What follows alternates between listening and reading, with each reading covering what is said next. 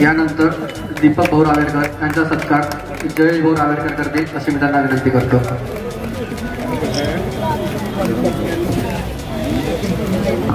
यानंतर कन्हैया शेठ अग्रवाल यांचा सत्कार विनय रावेरकर करेल. यानंतर मीनाताई यांचा सत्कार स्वातीताई कवडीकाले करतील अशी मी त्यांना विनंती करतो.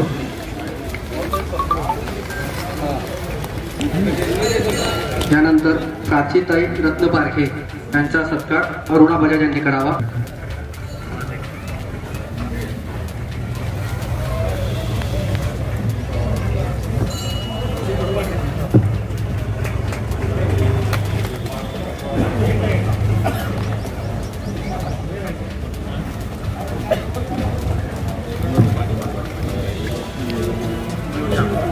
यानंतर संभाजीनगर येथून आलेले संभाजी पाटील यांचा सत्कार मयूर पाटील हे करतात.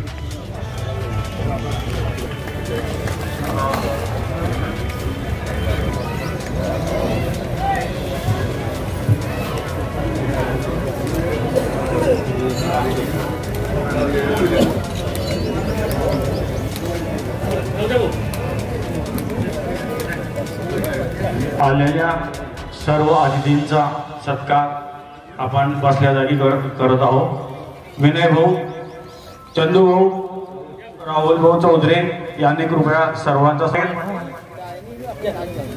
जयेश,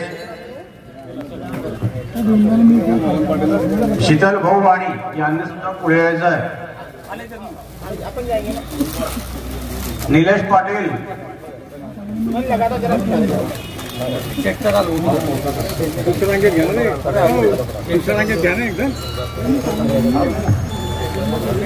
चंदू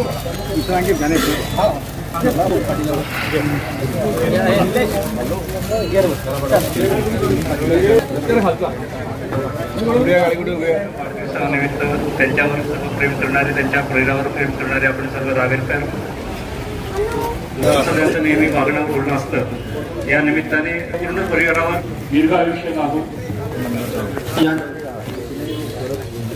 डॉक्टरांनी पगडी आणलेली आहे, पगडी त्यांना घालून त्यांचा सत्कार करतात. नाही तो करतील अशी मी त्यांना विनंती करतो. धन्यवाद दादा. करण्यासाठी आहे अंकिता देशमुख. व्यासपीठ आणि व्यासपीठावर उपस्थित गुरुबंधू भगिनी शब्द वाचून दाखवते.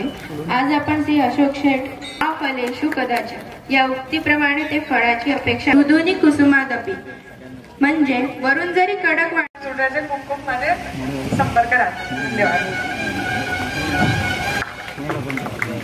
धन्यवाद कितकिताई.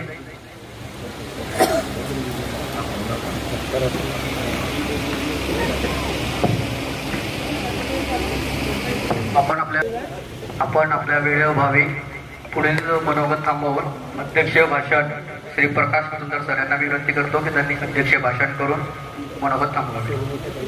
प्रकाश सुंदर.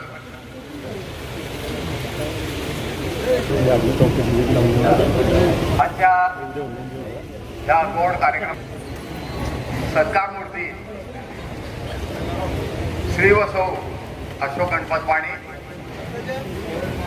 आमच्या संस्थेचे चेअरमन डॉक्टर दत्तप्रसाद दलाल, आमचे मार्गदर्शक माननीय कन्हैया शेठ अग्रवाल यांचे सहनिर्मित केले शेठ, औरंगाबादून आलेले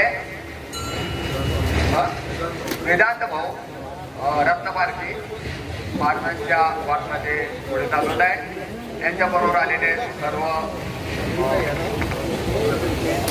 मंडपामध्ये सगळ्यात मान्यवर उपस्थित आहेत. आम्ही